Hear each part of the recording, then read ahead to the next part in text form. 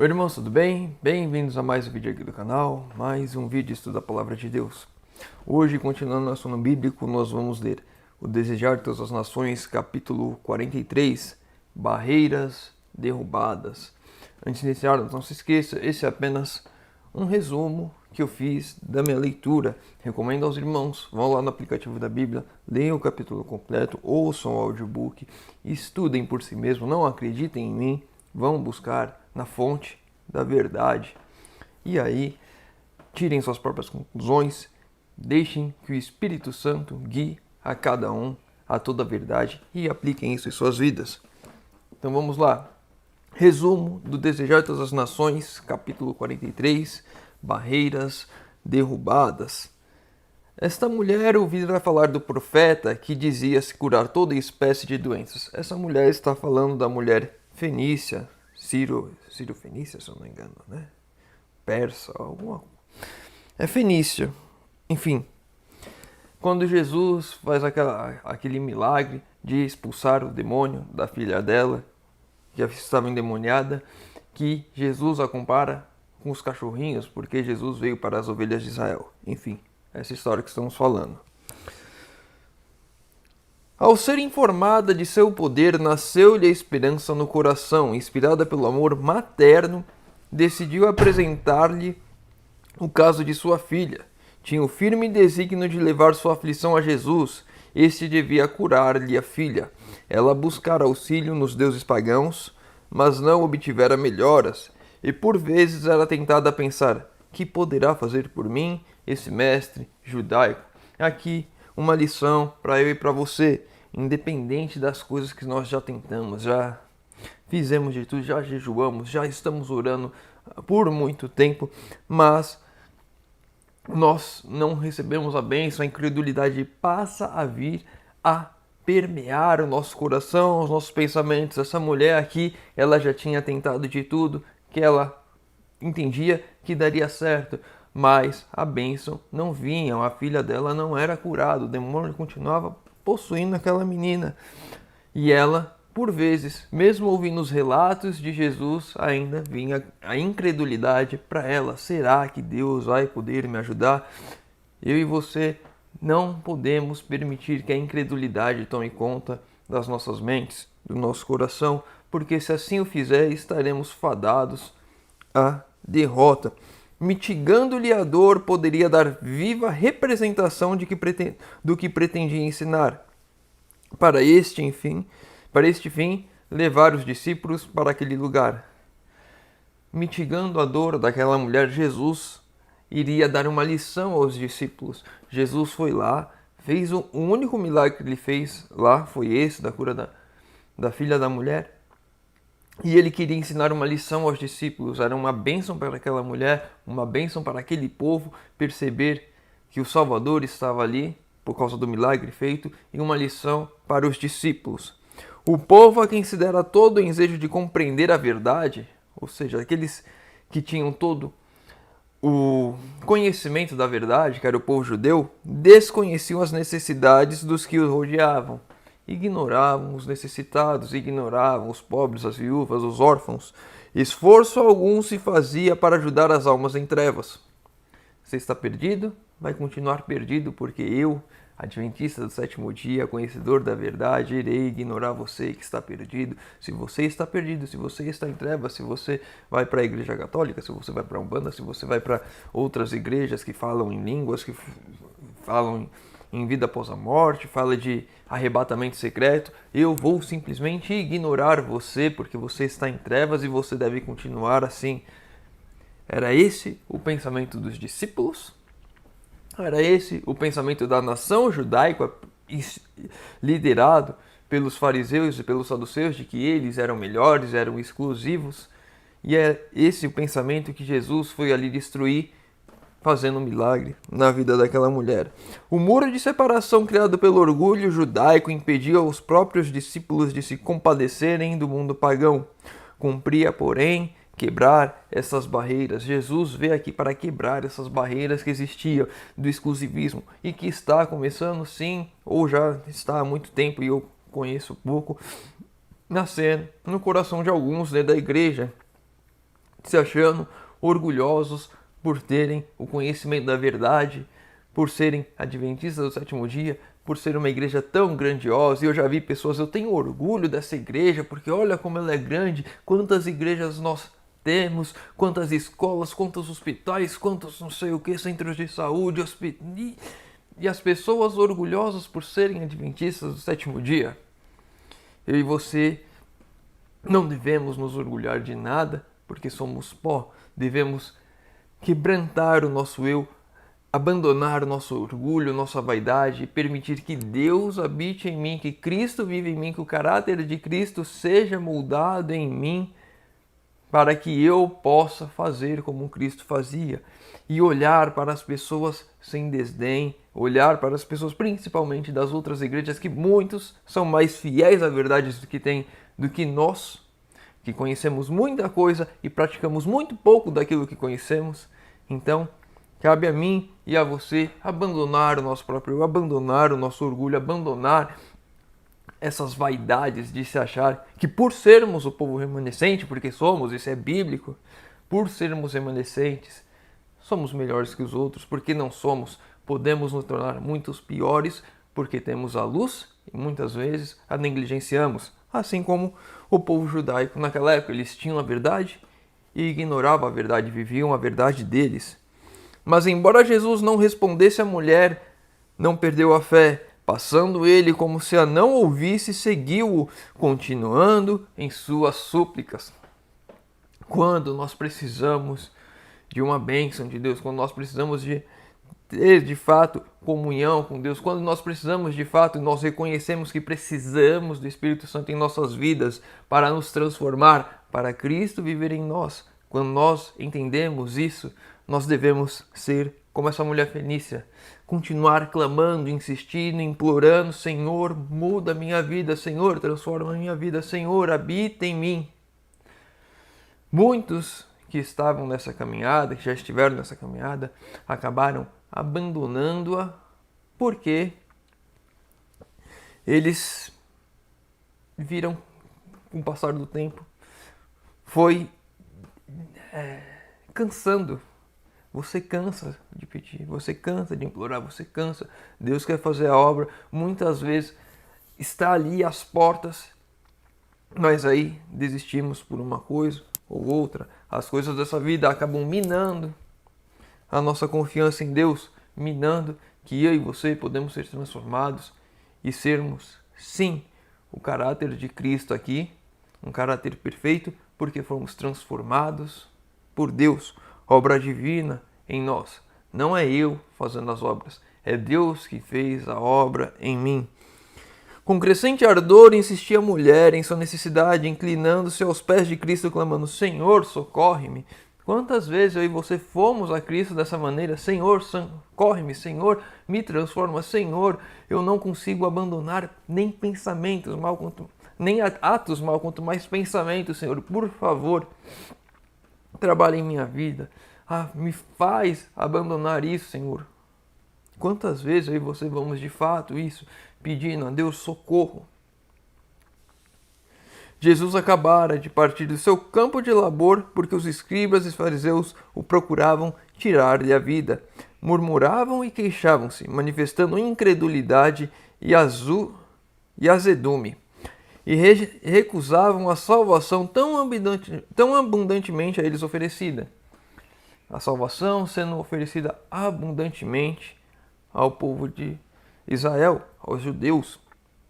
Jesus andava ali constantemente na Galiléia, ensinando, mostrando, fazendo sinais e maravilhas, e eles insistindo na sua incredulidade, recusando e querendo matar Jesus, murmurando contra.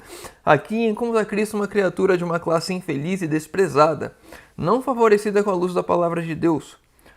Todavia, submete-se imediatamente à divina influência de Cristo e tem fé implícita em seu poder de lhe garantir o favor que suplica. Aqui está a diferença entre nós, conhecedores da verdade, muitas vezes, como fariseus, como saduceus, nos achando melhores, achamos que porque temos luz, não precisamos de nada, mas somos pobres, cegos e nus.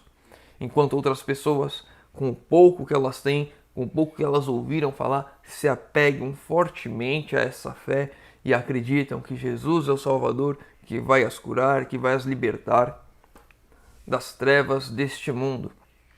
Eu e você devemos nos destituir de achar que o nosso conhecimento vale alguma coisa, de que minhas obras valem alguma coisa e nos apegarmos a Cristo. As obras virão? Com certeza, a partir do momento que Cristo vive em mim, as minhas obras serão consequência de tudo aquilo que Deus tem feito na minha vida. Pede migalhas que caem da mesa do Senhor. Se lhe for dado o privilégio de um cão, não está disposta a ser como tal considerada. Não há influência nenhum preconceito ou orgulho nacional ou religioso e reconhece imediatamente Jesus como Redentor e capaz de fazer tudo quanto lhe pede.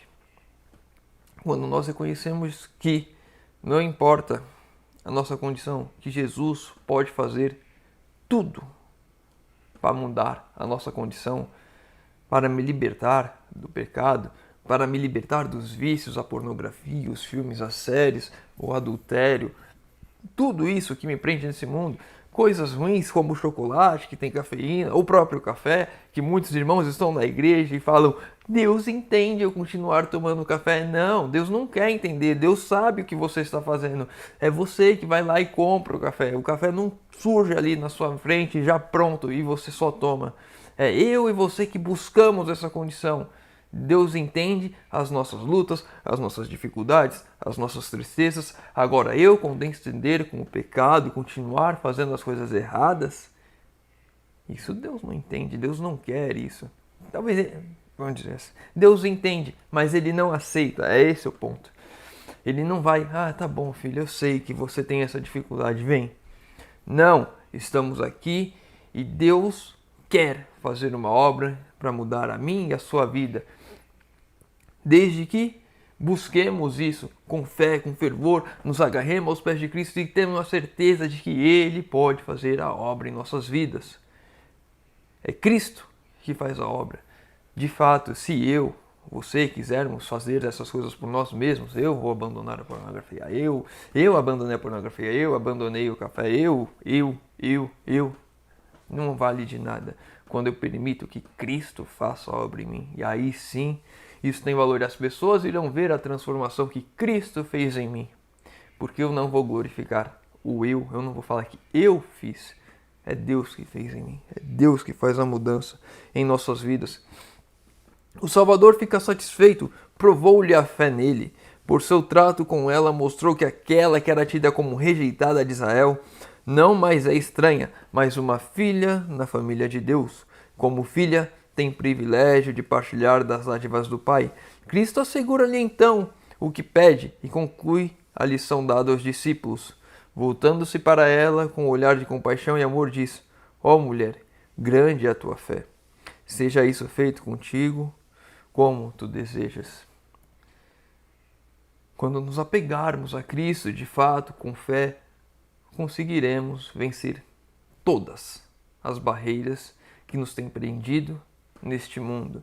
Não importa o que seja, não importa o vício. Depende apenas de mim, eu me apegar com fé a Cristo. É a única coisa que eu faço, me apegar a Cristo. E aí Ele muda tudo.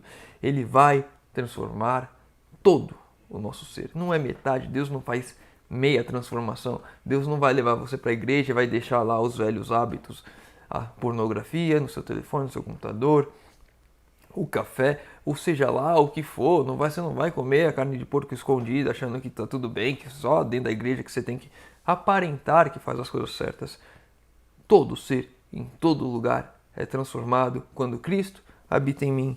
Quando eu me apego com fé a Cristo, Ele vai mudar todo o meu ser. A obra de Deus não é uma obra parcial. Desejava levá-los a sair da exclusividade judaica, interessando-se em trabalhar por outros além do próprio povo.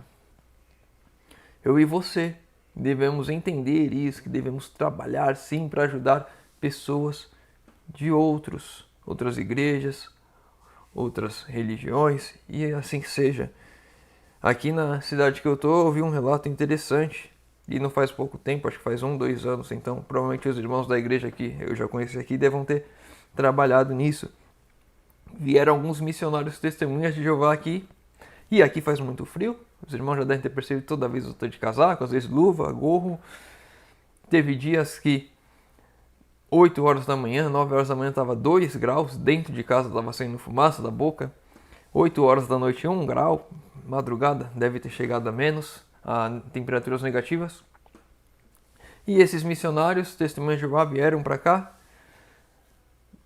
Não sei se não perceberam, não se prepararam, não tinham roupas de frio, não tinham onde ficar, e os irmãos da igreja os ajudaram. Amém. É essa a obra que Deus quer que façamos. É assim que o povo de Deus deve ser, ajudar quem quer que seja. Eles vão pregar outra mensagem, mas eles vão entender e conhecer qual é o caráter de Deus. E é o caráter de Deus, é o próprio Deus que faz a transformação nas pessoas. Quando ele disse, eu não fui enviado senão as ovelhas perdidas da casa de Israel, declarou a verdade, e ajudando a Cananeia, mulher cananeia, isso, Cananeia, Fenícia, foi o que eu falei no começo, estava cumprindo sua missão. Esta mulher era uma das ovelhas perdidas de Israel, devia ter salvo. Era a obra que lhes fora indicada e por eles negligenciada que Cristo estava cumprindo. As ovelhas perdidas da casa de Israel, os filhos de Deus espalhados por aí, é esses a quem devemos levar a mensagem, aos filhos perdidos, às ovelhas perdidas, aqueles que não sabem que estão perdidos ou aqueles que sabem que estão perdidos. Devemos levar a mensagem a todos sem distinção, achando que não só devemos levar aqui a nossa família, as pessoas que estão aqui, nem da igreja, aquele que se afastou. Não, a mensagem é para todos, ajudar a todos.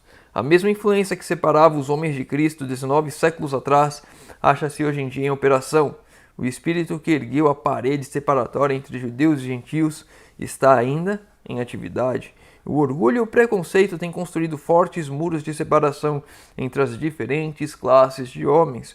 Cristo e a sua missão têm sido desfigurados e as multidões sentem-se virtualmente excluídas do ministério do Evangelho. Não sintam elas, porém, que se acham excluídas de Cristo.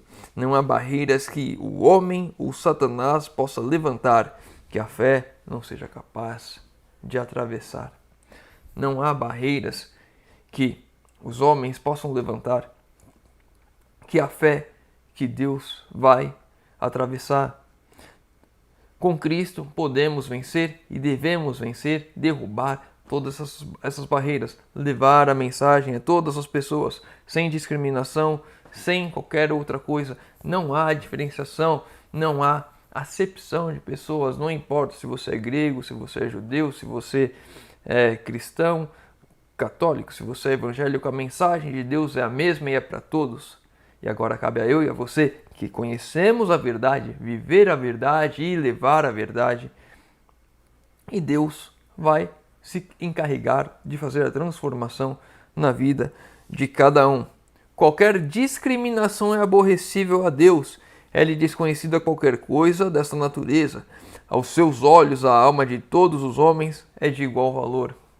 Não importa se você é adventista ou se você não é adventista. A sua alma tem igual valor a Deus. Não importa o quão longe você já foi no pecado, não importa se você já matou, não importa se você já adulterou, não importa o quanto você foi longe no pecado. A sua alma tem igual valor a Deus. E o perdão é para todos, não importa até onde você foi. A única pessoa que não tem perdão é aquela que não quer o perdão. Sem distinção de idade ou categoria, de nacionalidade ou de privilégio religioso, são todos convidados a ir a Ele e viver. Todo aquele que nele crer não será confundido, porquanto não há diferença, não há judeu nem grego, não há servo nem livre. O rico e o pobre se encontram, e a todos os fez o Senhor. O mesmo é o Senhor de todos os que invocam, porque todo aquele que invocar o nome do Senhor será salvo. Amém. A salvação é em Cristo. A salvação é Cristo. Não importa, pobre, rico, negro, branco, não importa nada disso. Devemos viver a mensagem, temos sim, somos sim o povo remanescente, mas isso não nos torna melhor que ninguém, isso não é uma barreira para levarmos a mensagem de outra pessoa, isso não é uma barreira para condenar ou salvar, isso é apenas por sermos conhecedores de toda a verdade. E como conhecedores de toda a verdade, como conhecedores do caráter de Cristo, por mais que em alguns possa não estar impresso o caráter de Cristo, conhecemos sim o caráter de Cristo, e é isso que devemos buscar. Cristo levou a mensagem aos pagãos, à mulher cananeia e a tantos outros. E assim, eu e você, se queremos de fato ser transformados por Deus, ou se fomos transformados por Deus, essas serão as nossas obras também. Levar a mensagem a todos, ajudar a todos, sem distinção. Às vezes a pessoa pensa, levar a mensagem, então tá, vou dar estudo bíblico, vou fazer isso, fazer, tá. Mas eu não ajudo aquela pessoa, não me importo com aquela pessoa, e aí acaba sendo a mesma coisa. Devemos, de fato, viver como Cristo vivia, seguir o exemplo de Cristo. Já chegamos a 21 minutos, vamos encerrar por aqui. Esse foi o último texto. Que Deus possa nos dar um dia abençoado na presença dele e que de fato possamos viver como Cristo viveu, aceitando todo o princípio e ensino de Deus. Se o irmão ficou com alguma dúvida, deixa nos comentários. Se tem algum outro comentário, lê o capítulo completo para a gente discutir, conversar, aprender mais, deixa nos comentários. Espírito de oração, deixa nos comentários que eu vou estar orando por todos. Convido os irmãos que puderem fechar os olhos para falarmos com Deus. Senhor Deus, Pai amado, obrigado, Senhor, porque mais uma vez temos a oportunidade de abrir a Tua Palavra e de estudar. Pai querido, por favor, nos ajude a quebrarmos e a vencermos essas barreiras que são impostas, que nos colocam distante dos nossos irmãos, Senhor. Que possamos levar a Tua mensagem a todos ao nosso redor, que possamos ajudar a todos ao nosso redor, que possamos, Senhor, ter o caráter de Cristo impresso em nós, Senhor. Derrama Teu Santo Espírito sobre nós. Te pedimos isso, em nome de Jesus. Amém. Meu irmão, fica com Deus e que Deus te abençoe.